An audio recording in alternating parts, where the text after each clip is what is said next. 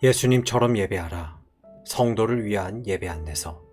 콘스탄스 M. 체리. 제4장 예배 중심이신 그리스도. 핵심 질문. 예배에서 그리스도만의 독특한 역할은 무엇인가? 어떤 목적을 가지고 조직된 모든 단체에는 핵심 지도자가 있다. 그는 구성원들이 자신들의 역할을 감당하여 단체의 목적이 성취될 수 있도록 돕는 사람이다. 지도자들은 다양한 역할을 수행하게 되는데, 이는 실제로 그 목적을 달성하기 위해서는 리더십의 여러 측면들이 요구되기 때문이다. 예를 들어 체육 코치를 생각해보라. 코치는 팀이 필요로 하는 여러 다양한 역할을 동시에 수행하는 지도자이다. 코치는 팀의 선수들 개개인을 가장 잘 활용하기 위해서 최상의 활약을 펼칠 수 있는 지점에 그들을 배치하는 전략을 짠다. 그리고 선수 각자에게 독특한 위치에서 필요한 기술을 훈련시키고 경기 전략을 개발하며 긍정적인 동기부여를 제공하고 대국적인 견지에서 팀을 위한 전체 그림과 장기적인 계획을 세운다. 비슷한 방식으로 학교장은 다양한 역할로 교육자들을 섬기면서 그들을 이끈다. 교장은 교사들을 가장 조화로운 지점에 배치하고 그들의 수업 활동을 평가하며 교사진의 사기를 진작시키고 물적 자산을 최선으로 활용하도록 조정한다. 그리고 부모들과 교사들 사이의 연락을 담당하고 학급에 필요한 지원을 하며 교사들에게 본질을 지키도록 격려한다. 어떤 조직이든 교회이든 시민 클럽이든 교양악단이든 어떤 사람이 지도자로 임명되어 모든 부분의 중요한 방향을 제시하도록 한다. 지도자는 단체 회원들을 섬기면서 동시에 많은 역할을 수행한다. 지역교회에서 하나님을 예배하기 위해 모일 때 보통 한 사람 혹은 더 많은 핵심 지도자들은 성도들이 역할을 감당할 수 있도록 돕는다. 그것은 목사일 수도 있고 혹은 또 다른 예배 인도자나 인도자들의 팀일 수도 있다. 그가 누구든 누군가는 예배자들을 조직하고 격려하며 도와준다. 인간의 인도자들은 예배가 일어나도록 핵심 지도력을 제공하는 가시적 존재이다. 그러나 흥미로운 것은 예배 성공을 위해서 보이지는 않지만 없어서는 안 될 정말로 중요하고 다면적인 역할을 담당하시는 분이 계시다는 사실이다. 그분이 바로 예수 그리스도이시다. 본서 전체를 통해서 가장 우선적으로 살펴볼 것은 예수님은 어떤 예배자이신가에 대해서이다. 그 과정에서 때때로 예수님이 예배에 대해 사람들에게 무엇을 가르치셨는지를 찾기도 한다. 그러나 제4장에서는 이러한 접근 방식으로부터 벗어나서 예배를 다른 각도에서 살펴보고 신자들이 예배를 위해 모일 때 그리스도가 담당하시는 역할에 대해 성경과 교회가 가르친 것에 주목할 필요가 있다. 본장에서만은 예수님은 그분의 생각을 말씀하시지 않을 것이다. 오히려 신실한 가르침의 결과로서 우리가 성육신한 그리스도에 관해서 아는 것에 초점을 맞출 것이다. 예수님은 이 중에 본성을 가지고 계신다. 그분은 하나님이시고 또한 인간이시다. 인간으로서 예수님은 예배자이시다. 따라서 예배자인 우리도 제자도로 그분을 따를 수 있다. 예수님은 하나님으로서 예배를 받으신다.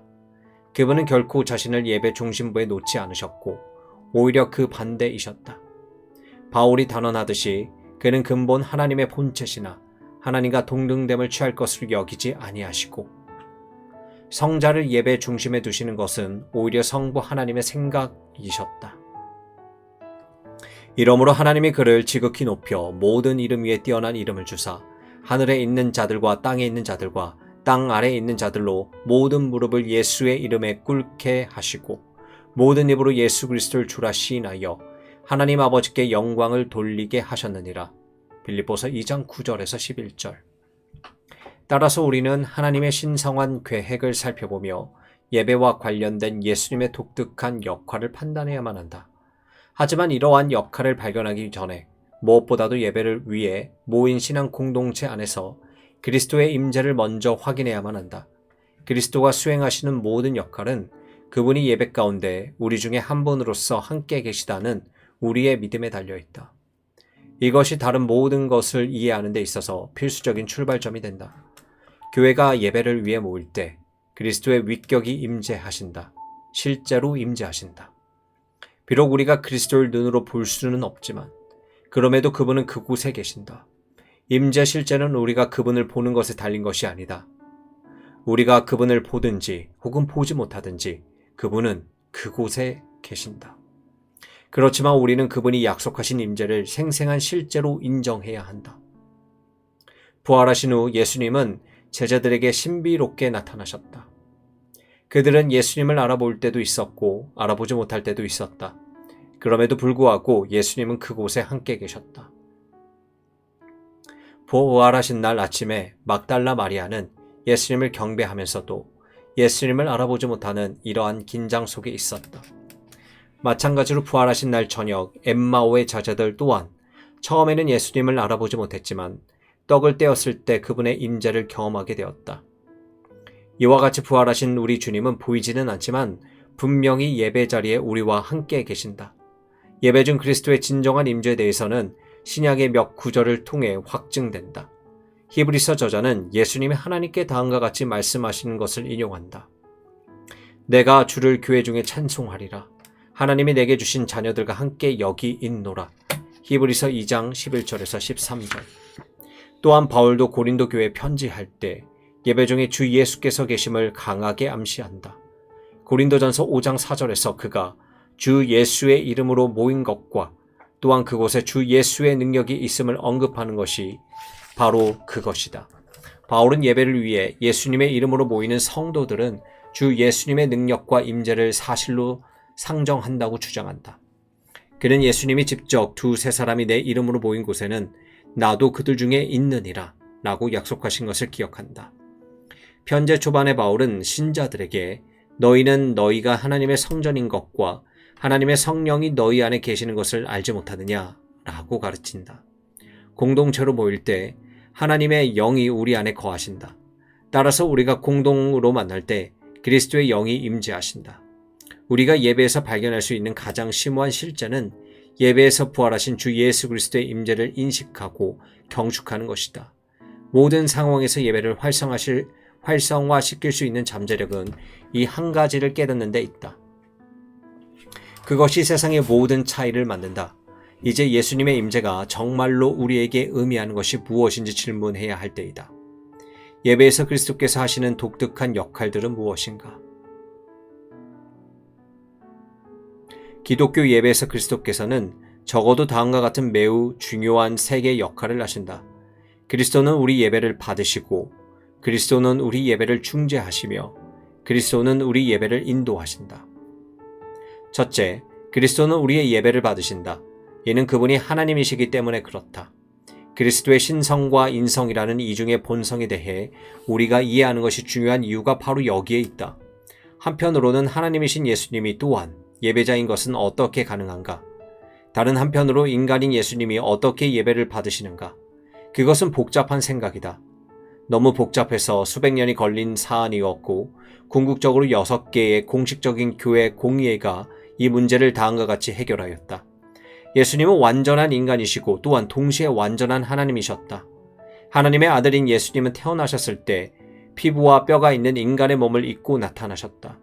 정확하게 말하면 예수님은 우리와 똑같은 꼭 마찬가지로의 몸, 영혼, 마음을 가진 완전한 인간이셨다.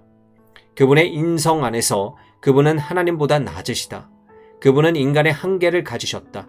그래서 예수님이 성부 하나님을 예배하는 삶이 가능했던 것이다. 동시에 그분의 신성은 완전한 하나님이셨다.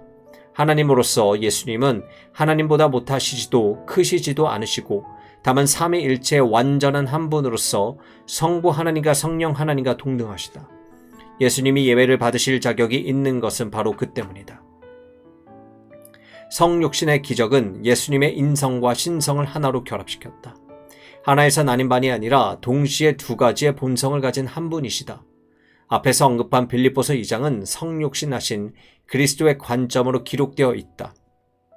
여기에는 그리스도의 두 측면 모두가 동시에 나타난다. 첫 번째로 그분은 하나님과 동등함을 취할 것으로 여기지 아니하셨고 오히려 자기를 비워 사람으로 태어나셨던 예배자이시다. 두 번째로 동시에 그분은 예배를 받으신다. 왜냐하면 하나님이 그분을 지극히 높여 모든 이름 위에 뛰어난 이름을 주셨기 때문이다. 더욱이 그분은 여전히 성육신 하신 그리스도이시기 때문에 인성 안에서 예수님은 성부를 계속해서 예배하신다. 반면에 하나님이신 그리스도는 또한 계속해서 예배를 받으신다. 이 모든 것의 장엄한 결론은 바로 예수님은 예배를 받으시는 예배자이시라는 사실이다.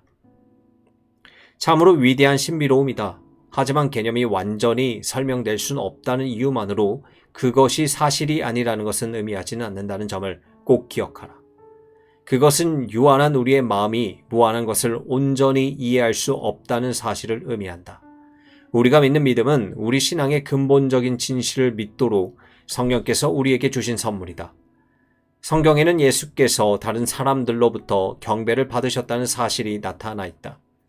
치유받은 맹인으로부터 예수님은 폭풍을 그치게 하신 후에 배에 있던 제자들로부터 부활하신 날 새벽에 예수님을 만나서 그분의 발을 붙잡고 경배했던 막달라 마리아와 다른 마리아로부터 그리고 도마로부터 경배를 받으셨다.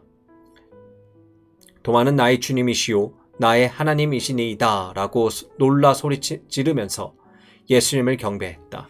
예수님이 승천하실 때 제자들은 그분에게 다시 한번 경배했다. 예수님은 무한한 경배로 표현하는 사랑을 한 번도 거절하신 적이 없으셨다. 예수님이 승천하신 후 교회 초창기까지 예수님은 계속해서 예배를 받으셨다. 초대교회를 연구하는 학자 후타도는 예수님은 초기 그리스도인들에게 예배 공동 수령자이셨다고 단언한다. 그는 예배 중에 드리는 기도는 예수님을 통해서 그리고 예수님께 드려지고 예배 행위들 또한 예수님을 향한 것이며 예수님을 주님이라고 고백하고 예수님을 경건하게 노래한다는 사실 등등을 주목한다. 수세기 동안 예배를 받으시는 그리스도의 역할은 기독교의 주요한 신앙의 조항 중 하나였다.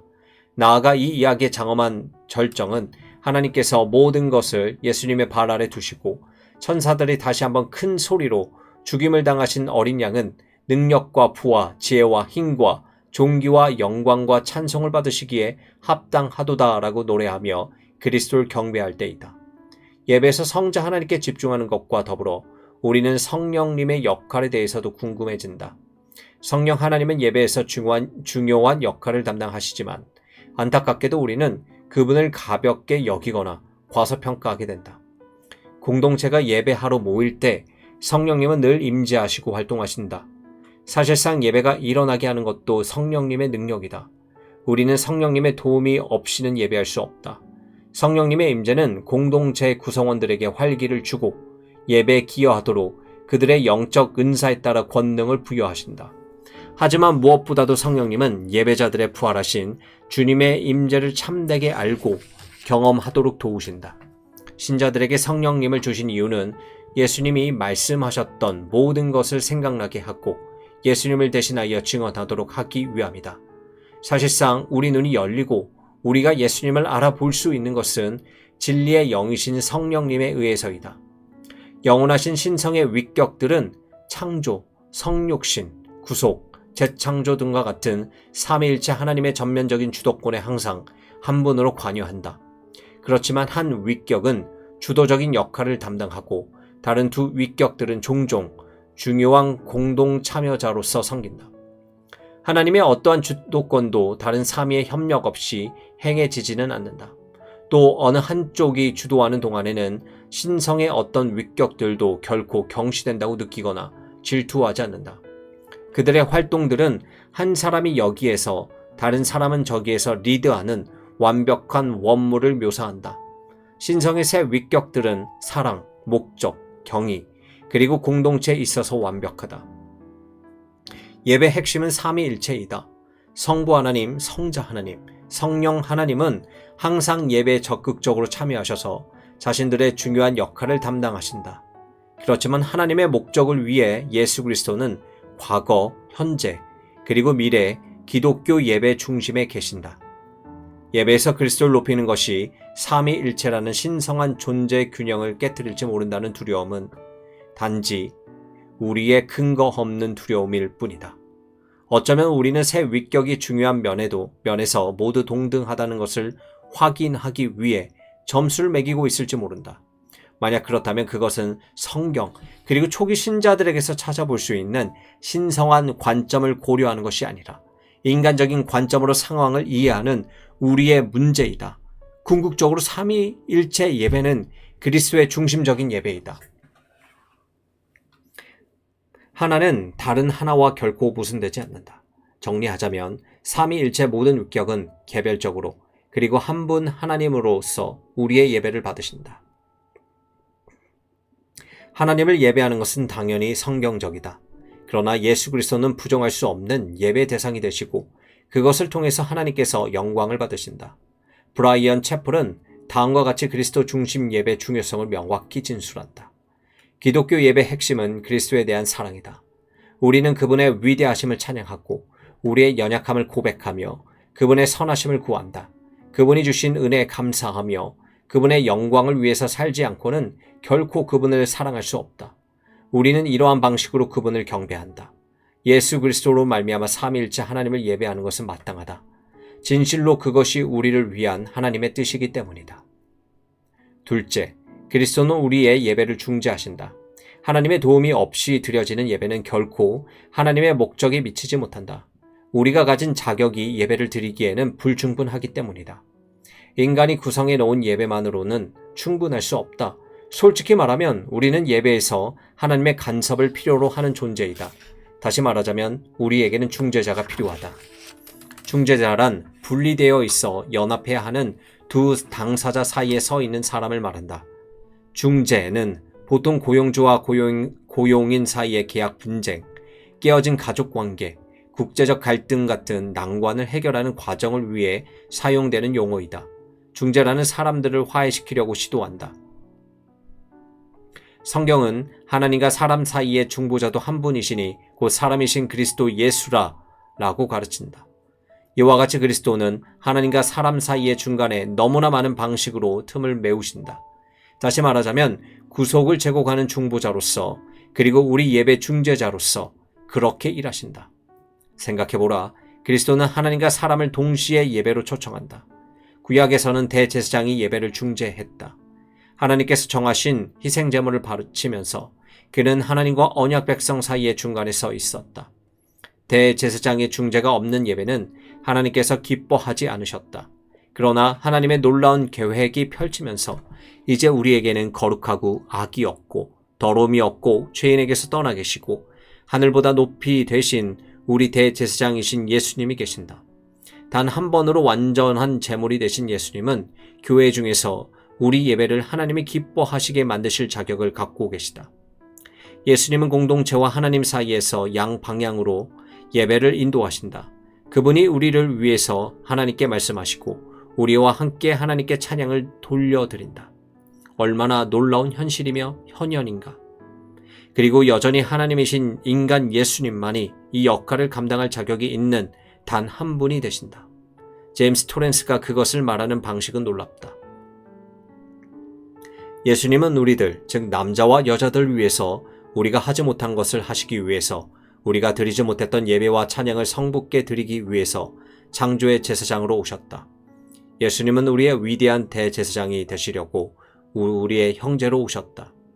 우리가 마땅히 기도해야 할 방법을 몰라서 실패하고 당황할 때나 혹은 기도하는 것을 완전히 잊어버렸을 때 그분은 성부 하나님 앞에서 우리를 위해 중재하시려고 오셨다. 그리스도는 우리 것들을 취하시고 성화시키셔서 조금의 흠도 없이 성부께 드린다. 그리고 우리가 감사로서 그분을 먹을 수 있도록 그것들을 우리에게 되돌려 주신다.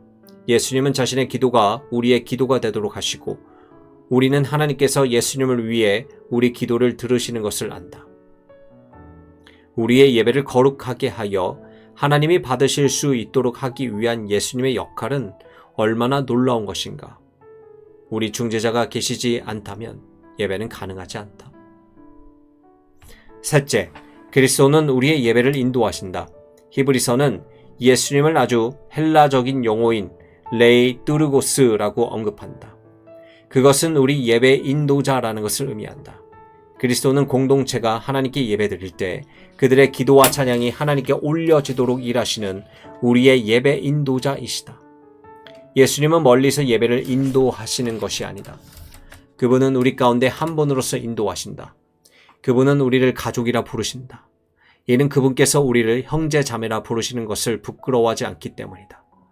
예수님은 우리 사이에 함께 계시면서 하나님이 내게 주셨던 자녀들과 여기 함께 있노라 라고 선포하셨다. 부활하신 예수님이 우리 예배를 받으시고 예배를 중재하실 뿐 아니라 또한 예배를 인도하신다는 사실은 얼마나 경이로운 일인가. 예수 그리스도께서 우리 예배 수령자이시고 중재자이시며 그리고 인도자라는 사실은 얼마나 놀라운 실제인가. 오직 성육신한 그리스도만이 이러한 모든 기독교 예배 필수적인 기능들을 동시에 온전하게 행하실 능력을 갖고 계시다. 이렇게 멋진 진리가 우리 예배 새로운 기쁨과 담대함을 불어넣어야 한다. 우리는 자력으로 예배를 일으킬 능력이 없다. 하지만 우리는 이미 예수님께서 성부를 예배하실 때 참여자의 자격으로 그리스도에게 연합할 수 있는 멋진 특권을 가지고 있다. 우리가 예배할 때 예수님이 함께 계신다는 사실을 교회가 정말로 믿고 있는지의 여부가 궁금해질 때가 종종 있다. 아마도 이것이 오늘날 더 큰 매력을 지닌 세상의 많은 곳들과 경쟁하면서 성도들이 모여드는 예배를 만들기 위해 우리가 열심히 노력하는 이유일 것이다. 루이스는 자신의 고전적인 저서 스크루테이프의 편지들에서 우리에게 이러한 위험에 대해 경고하려고 노력했다. 그 책에는 새 주인공인 스크루테이프 아저씨, 웜우드, 그리고 에너미가 있다. 스크루테이프는 웜우드에게 그리스도인을 기만하는 기술에 대해 조언하는 일련의 편지를 쓴다. 편지들 중 하나에서 스크루테이프는 다음과 같이 쓰고 있다. 사랑하는 웜우드에게 늘 같은 오래된 것에 대한 공포의 공을 드리라. 우리가 인간의 마음에 만들어낸 가장 가치 있는 열정 중 하나이다. 그것은 완전히 새로운 것에 대한 요구이다. 요구는 전적으로 우리의 솜씨이다. 그 요구는 여러 방면에서 가치가 있다. 처음에는 기쁨을 감소시키고 욕구를 증가시킨다. 새로움의 즐거움에 본질적으로 다른 어떤 것보다 수학 체감의 법칙의 영향을 더 많이 받기 때문이다. 그리고 계속 새롭게 하는 것은 경비를 필요로 하기에 그에 따라 새로움에 대한 욕구는 탐욕이나 불행을 불러오거나 혹은 둘 모두를 초월해한다. 하나님은 내가 아는 한 사람에게 가장 단순한 질문을 물어보기를 원한다. 다시 말하자면 그것은 의로운가? 그것은 신중한가? 그것은 가능한가? 그런데 만약 우리가 그들로 하여금 그것이 우리 시대의 일반적인 흐름과 일치하는가? 그것은 점진적인가? 이것은 역사가 나아가는 방식인가? 라고 묻는다면 그들은 중요한 질문들을 소홀히 할 것이다. 결과적으로 그들의 마음이 이러한 진공 상태에서 분주한 동안에 우리는 가만히 들어가 우리의 결정한 행동으로 그들을 바꿀 더 좋을 기회를 갖게 된다. 대업은 이미 이루어졌다. 너의 사랑하는 아저씨 스크루테이프. 루이스의 글을 읽으며 나는 예배를 생각했다. 다른 말로 설명하자면 내가 이해할 수 있는 한 하나님은 신자들이 아주 간단한 질문, 즉 예배는 의롭고 성경적이며 그리스도의 중심적인가를 묻길 원하신다. 우리 예배가 시대의 일반적인 흐름에 일치하는가? 그것은 점진적인가? 이것이 문화가 진보하는 방식인가? 만약 우리가 사람들로 하여금 위와 같은 질문들을 계속해서 하게 만든다면 그들은 결국 중요한 질문들을 하지 않게 될 것이다. 그리고 결과적으로 그들이 잘못된 질문들에 집착할 때 우리는 우리가 결정했던 방향으로 몰래 예배 형식을 바꿔버릴 더 좋은 기회를 얻게 된다. 그리고 대업은 이미 이루어졌다. 사실상 대업은 이미 이루어졌다는 징후가 있다. 아마도 그것이 다음과 같이 새로운 것에 집착하는 교회들에 대해 듣게 되는 이유일 것이다. 어느 특별 주일 아침에 그랜드 체로키 집차를 뽑을 수 있는 복권표를 판다. 무대에서 가장 많은 팔굽혀 펴기를 할 수 있는 사람을 뽑는 대회를 개최한다. 우승자는 설교자가 설교하는 동안 안마 의자에 앉아 있는 권리를 얻게 된다. 교회 바닥에 좌석에 있는 곳을 로데오 경기장으로 바꾸고 톱밥으로 마무리한 목사님은 날뛰는 야생마에게 설교한다.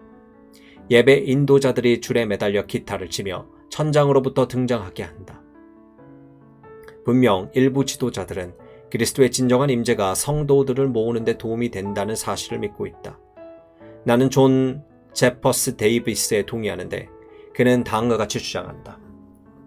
교회는 예배 모임에서 스필버그나 픽사 스튜디오가 만들 수 있는 모든 것보다 더 강렬한 임재로서 교회의 상상력을 되찾을 수 있는 궁극적인 실제의 생생한 현년을 필요로 한다.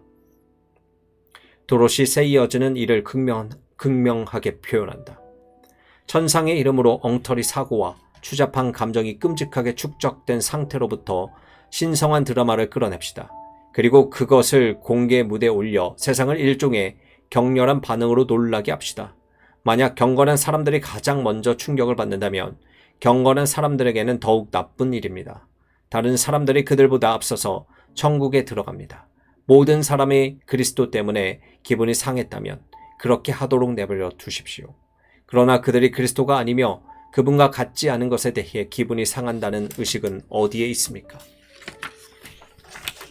우리는 파리 한 마리도 해칠 수 없을 정도로 그리스도인의 인격을 약화시킴으로써 그분에게 거의 영예를 돌리지 않습니다. 확실히 교회의 업무는 그리스도를 인간에게 맞추는 것이 아니라 인간을 그리스도에게 맞추는 것입니다. 예수 그리스도는 죽음으로부터 부활하셨다. 그분은 살아계신다. 그리스도께서는 신자들에게 예배할 때 성령의 능력으로 그들을 위해 그리고 그들과 함께 계신다. 이 진리는 예배를 위한 우주적 게임 체인저라고 부를 수 있다.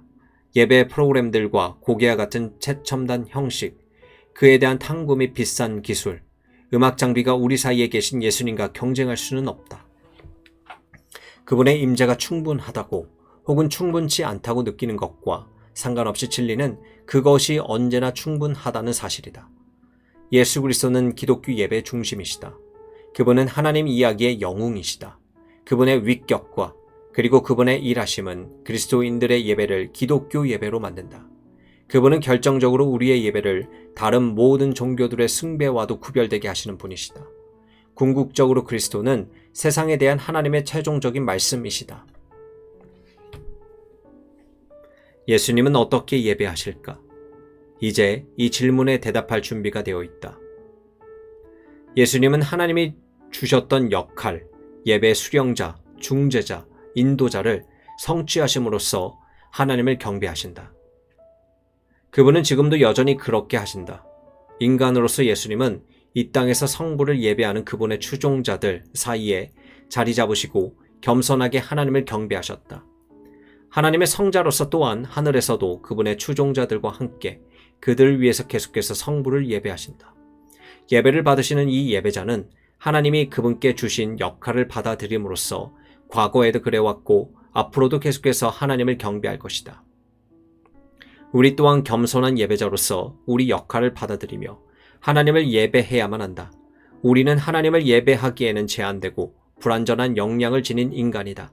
우리는 다만 정직한 심령과 신실한 마음으로 예배를 드린다. 여전히 우리의 예배는 거룩하고 하나님이 기뻐하시는 예배로서 우리의 영적 예배로 만들기 위해 앞으로도 항상 예수님의 특별한 도움이 필요하다. 우리는 예배자로서 스스로의 한계를 받아들여야 할 뿐 아니라 우리의 예배를 하나님께 합당하도록 거룩하게 하시는 예수님의 독특한 역할 또한 받아들여야 한다. 우리를 위해 오직 그리스도만이 하실 수 있는 것들이 있으니 우리는 그분의 도우심에 간절히 의지해야 한다. 바른 예배는 그리스도께서 행하시는 사역에 달려있기 때문이다. 여러분은 부르심, 예수님의 부르심을 듣고 있는가? 와서 나를 따르라. 하나님을 바르게 예배하며 나와 연합하기 위해 필요한 나의 제사장적 도움을 받으며.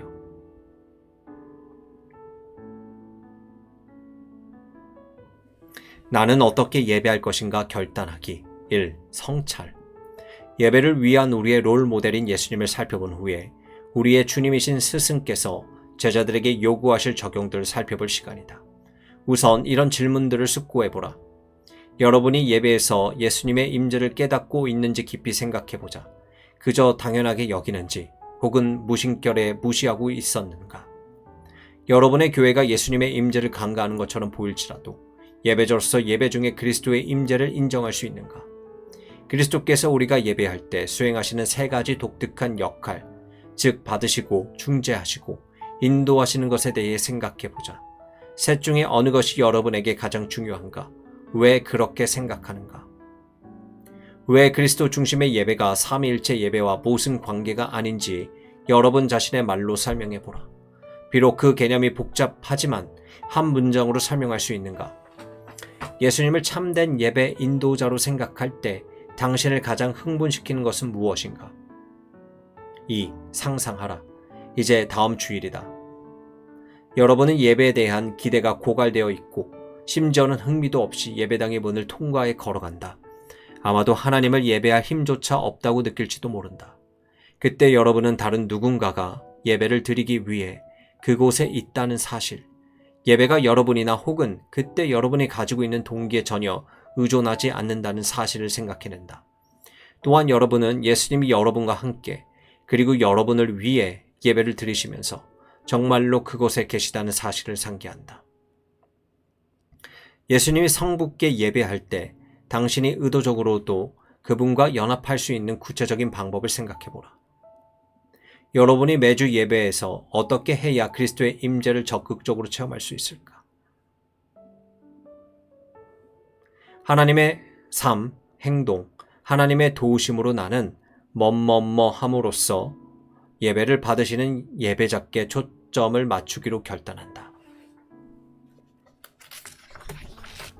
4. 기도.